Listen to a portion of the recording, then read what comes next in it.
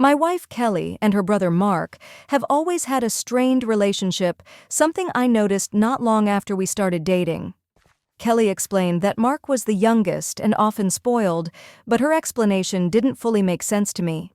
Curious, I asked her parents about the tension between them.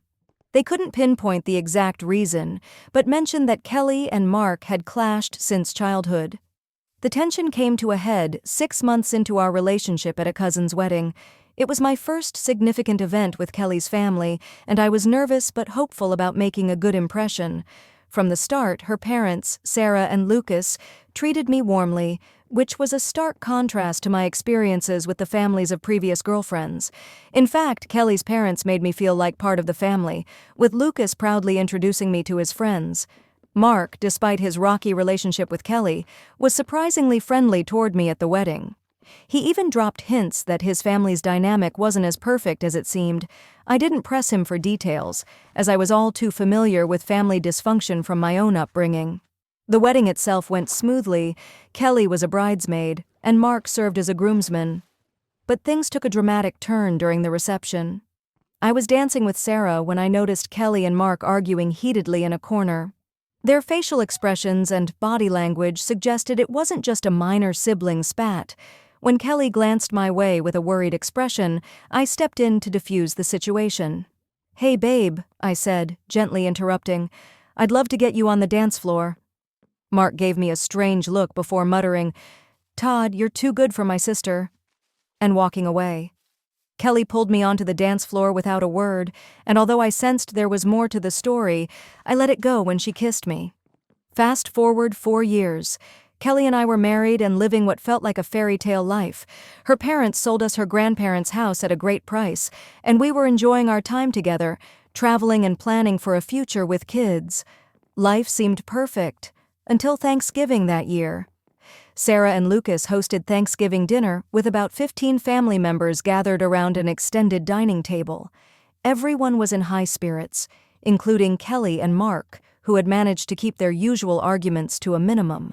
As we sat down, Mark and his new girlfriend, Miranda, were seated directly across from us. Things quickly unraveled.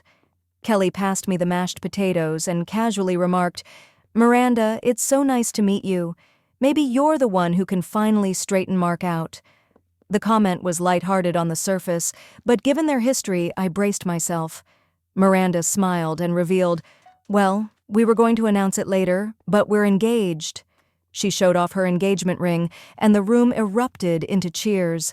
Everyone was thrilled, except Kelly, whose face twisted into an expression of barely concealed disdain.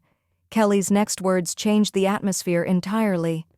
"That's wonderful," she said, forcing a smile. "Tell me, Miranda, has Mark told you about his past? He's left quite a trail of broken hearts. He even got one girl pregnant and convinced her to have an abortion." The room fell silent. Miranda looked shocked, and Mark's smile hardened into something predatory. "Yes, dear sister," he said coldly. "I've told Miranda everything. Unlike you, I don't hide my past from the people I love."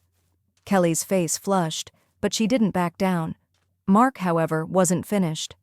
"Speaking of honesty, Kelly," he continued, "have you told Todd about your past?" I looked at my wife, expecting her to confidently brush off Mark's accusation. Instead, her face betrayed fear.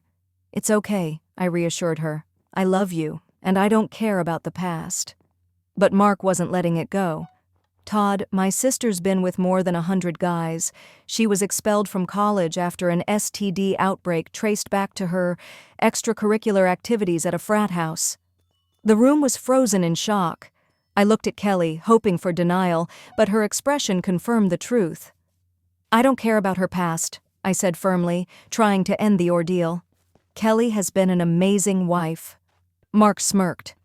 "You sure about that? Remember the cousin's wedding? Kelly and the best man, Robert, sneaked off during the reception. I caught them leaving a dressing room, disheveled and panicked." I turned to Kelly, searching her face for an explanation. Her silence spoke volumes. Overwhelmed, I left the house and drove aimlessly for hours, trying to process everything. I couldn't shake the betrayal, not just from Kelly but also from her family, who had hidden these truths. Kelly called me repeatedly the next day, begging for forgiveness and promising to make amends. I told her we'd try marriage counseling, but deep down, I wasn't sure I could move past everything. Her passed way.